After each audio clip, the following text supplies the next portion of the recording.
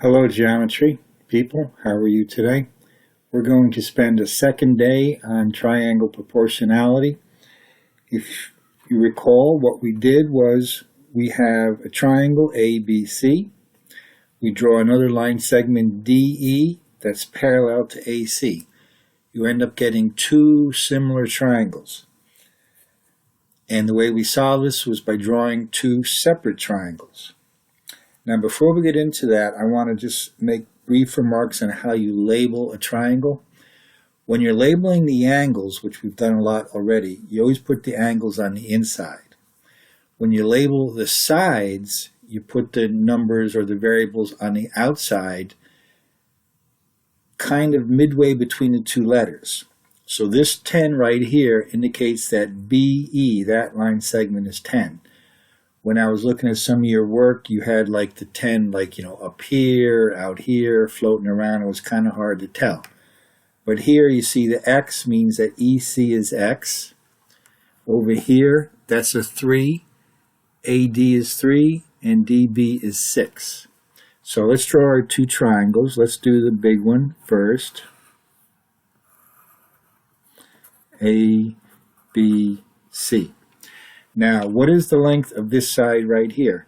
Well, if that is 3 and that is 6, AB is 3 plus 6, which is 9. What is BC?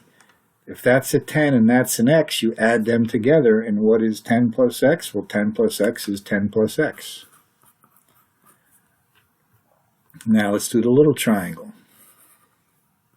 The little triangle is B on top, and we have a D and an E.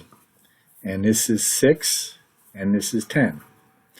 Now, since these two are similar, we can set up our proportion, and our proportion will be 9 is to 6,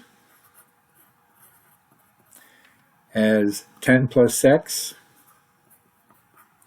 is to 10. And let's cross multiply. 9 times 10 is 90. Then we do 6 times 10 plus X.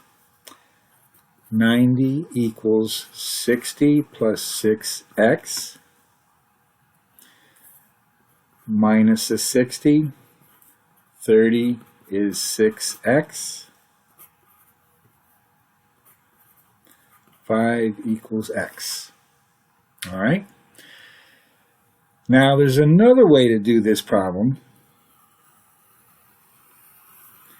And sometimes I'm reluctant to show students a second way to do a problem, because sometimes that adds to confusion.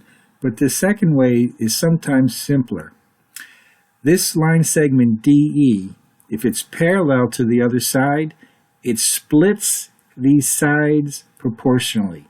Some people call that the side splitter theorem. It splits the sides proportionally. And by proportionally, we mean 6 is to 3, as 10 is to X. And cross multiplying, 6X equals 30, X equals 5. So you see, this way was a little simpler, a little easier, a little shorter. So that's the advantages of doing it this way. It's simpler, easier, and shorter.